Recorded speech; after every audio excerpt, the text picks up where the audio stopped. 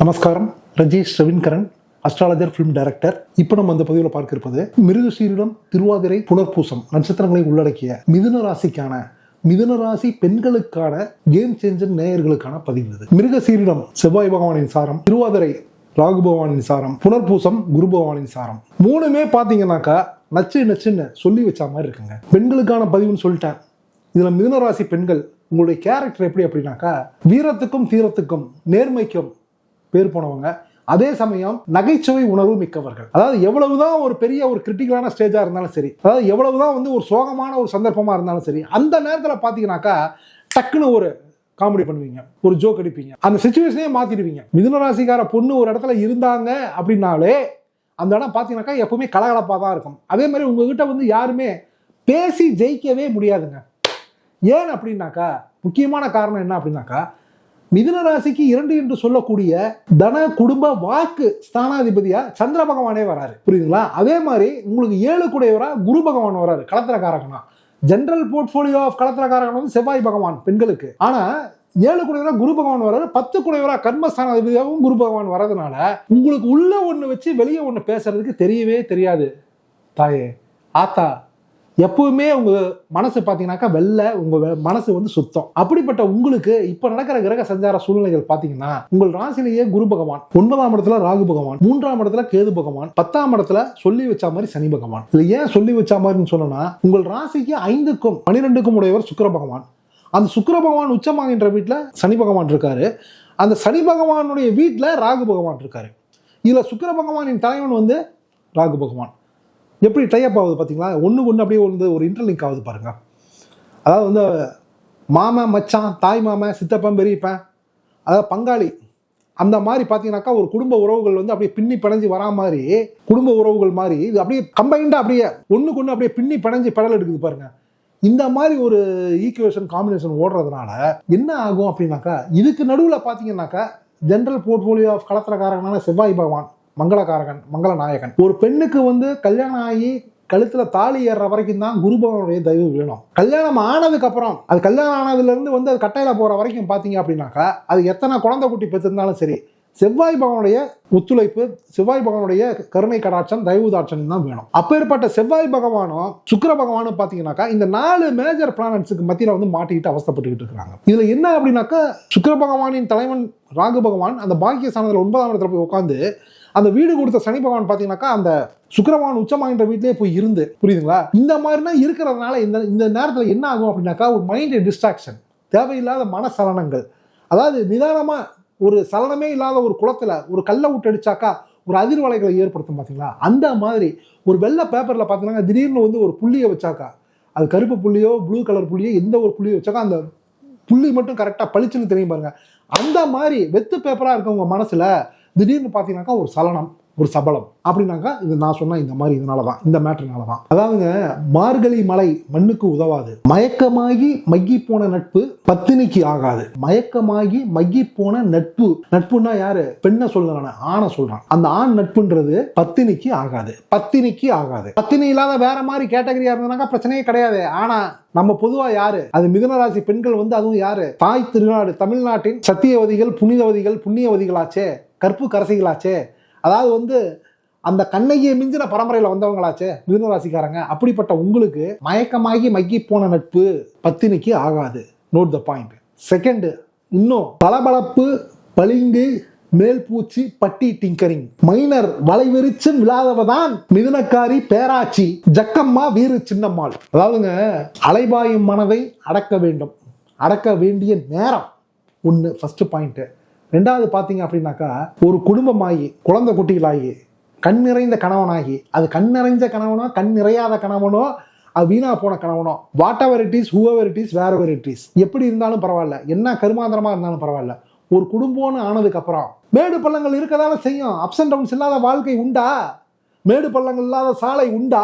வண்டி எடுக்கிறோம், கிளம்புறோம், அது பைக்கோ காரோ பஸ்ஸோ ட்ரெயினை விட்டுருங்க, அது அப்படியே ஃபிளாட்டா போகுது. மற்றதெல்லாம் ரோட்ல போகும்போது அப்ஸ் அண்ட் டவுன்ஸ் இருக்கதானே செய்யும். அதே மாதிரிதான் வாழ்க்கை. அதாவது நீ உஷாரா ஆகிக்கணும் தாயே, சகோதரி. இது உனக்கு ஒரு விழிப்புணர்வு எச்சரிக்கை பதிவு. இந்த பதிவு நான் சொல்றது மூலமா நீ உன்னுடைய வம்சா வழிகள் பாதுகாக்கப்படும், தலை தூங்கும். வீட்டுக்கு வர வேண்டிய கெட்ட பேரு, உனக்கு வர வேண்டிய அவப்பெயரு நீங்கும். ஏன்னா அந்த மாதிரி ஒரு கிரிட்டிக்கல் சிச்சுவேஷன்ல ஸ்டேஜ்ல இப்ப நீ இருந்துகிட்டு இருக்க ஆஸ்தா, புரிஞ்சுக்கோ. அதாவது வந்து மனசை வந்து அளவாய வைக்கும். ஏன் நான் சொன்னேன், பளபளப்பு, பளிங்கு, மேல் பூச்சி, பட்டி டிங்கரிங், மைனர் வலை விரிச்சும், மைனர் வலைய விரிச்சுவான். அதாவது ஹஸ்பண்டோட ஃப்ரெண்டு நல்லவனா தான் இருந்தான், அவனை குறை சொல்லி புண்ணியமே கிடையாது, நல்லவன் தான் அவன். வீணா போன பரதேசி நல்லவன் தான், ஹஸ்பண்டு கூடயே இருந்தான், ஹஸ்பண்டுக்கு தேவையான உதவிகள்லாம் பண்ணிட்டு இருந்தான். நீ பிளாட் வாங்குற, வீடு வாங்குற அப்படின்னும் போது உனக்கு சூரிட்டி போட்டான், எல்லா இளவையும் எல்லா கருமாந்திரத்தையும் பண்ணி தொலைச்சான்.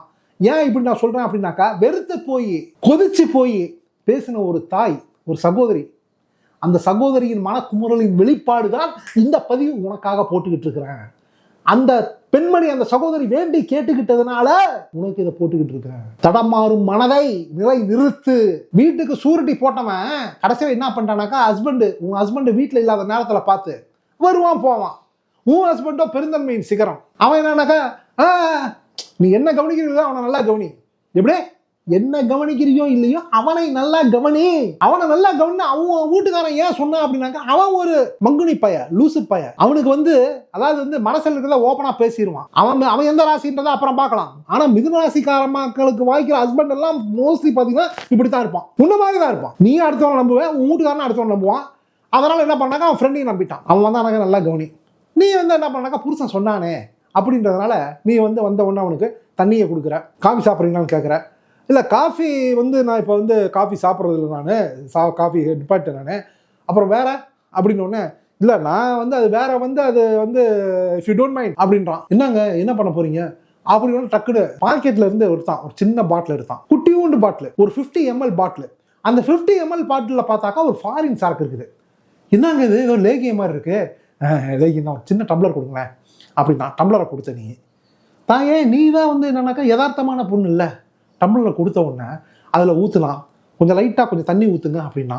அந்த டம்ளர் வந்து அந்த 50 ml அப்படியே ஊற்றினா, தண்ணியை கொஞ்சம் லைட்டாக ஊற்றலாம் கொஞ்சோண்டு, அதை ஒரு கலக்கணும், அப்படியே விரலை விட்டு கலக்கணும், கலக்கி அப்படியே கல்ப்பாக அடித்தான். அடிச்சுட்டு என்ன பண்ணாக்கா, அப்படியே ஒரு லுக்கு விட்டான் அவனை. அப்புறம் என்ன டிஃபனு, என்ன லஞ்சு அப்படின்னா. உனக்கு எதுவுமே புரியல. டிஃபனை வந்து அவர் சாப்பிட்டு போயிட்டாரு. தெரியும். அதான் அந்த சாப்பிட்டு அவன் தான் அந்த வெளியூர் வேலையாக போயிட்டான்ல, கிளம்பிட்டான்ல. ஆமாம் கிளம்பிட்டாரு, சாப்பிட்டு போயிட்டாரு. இப்போ லஞ்சு வந்து நான் வந்து பண்ணிட்டேன். நான்வெஜ் ஏதாவது இருக்குதா? நான்வெஜ் எதுவும் பண்ணலையே, ஏன்னா அவர் வீட்டில் இருந்தால் தான் நான் பண்ணுவேன். அப்படியா, நான் இருக்கிறேன்ல, என்ன இருந்தாலும் இவளுக்கு அப்பதான் வந்து இந்த பொண்ணுக்கு பார்த்தாக்கா சிவியர்னுச்சு. என்னடா இவன் மவனே பார்த்தாக்கா நான் இருக்கிறேன்னாக்கா வீட்டுக்காரன் நீங்க ஒன்னாடா கேட்கலான்னு வந்தாங்க. சரி இருந்தாலும் அதுக்கு முன்னாடி பார்த்தா ஒரு லேகியத்தை வேற போட்டு அடிச்சான். லேகியம் இல்லை, சரக்குது. பாவம் உனக்கு தெரியாதாத்தா, இவன் நான்வெஜ் நான் இருக்கிறேன். என்னடா ஒண்ணுமே புரியல, கையும் ஒண்ணு காணும் ஒண்ணு இல்ல, இன்னைக்கு வெஜிடேரியன் தான். சரி வெஜிடேரியன் தான், பாவம் அது படிக்கிறேன். என்ன வெஜிடேரியன்? அதான் பருப்பு சாம்பார், ஒரு வெண்டைக்காய் பொரியல், ரசம், மோர். சுத்த சாம்பாரா இருக்கியம்மா நீ, என்ன நீ அப்படின்னா. ஏன் என்ன அப்படின்னு, இல்ல நான் வந்து நான்வெஜ் இல்லாத யாரும் இந்த நேரம் வந்து அந்த சரக்கு வர சரக்கா அப்படின்னு நீ ஒரு ரியாக்ஷன் கொடுத்த உடனே, அது சரக்குன்னா இது இல்லைங்க, அது வந்து நான் ஒரு ஹெல்த்துக்காக நான் சாப்பிட்றது அப்படின்னா டக்குன்னு என்ன பண்ணீங்கன்னாக்கா, அந்த 50 ml பாட்டில் இருந்தது அதை எடுத்து டக்குன்னு பார்க்குறீங்க. பார்த்து படிச்சாக்கா அதுவே எடுத்து பார்க்குறேன், என்ன எடுத்து பார்க்குறேன் அப்படின்னு பிடிச்சா பார்த்தா அது ஆல்கஹால் கண்டென்ட் 89% அப்படின்னு அதுலேயே போட்டுருக்குது. ஃபாரின் சரக்கு, அதாவது லோக்கல் சரக்கு அடிச்சா வெளியே வாட வந்துடும். இவன் ஃபாரின் சரக்கு ஜோபிலேயே வச்சுக்கின்னு அடிக்கிறான். என்ன பார்க்குற அப்படின்னு உடனே, இல்லை பார்த்தேன், இது சரக்கு தானே, இது ஆல்கஹால்னு போட்டிருக்கு அப்படின்னு.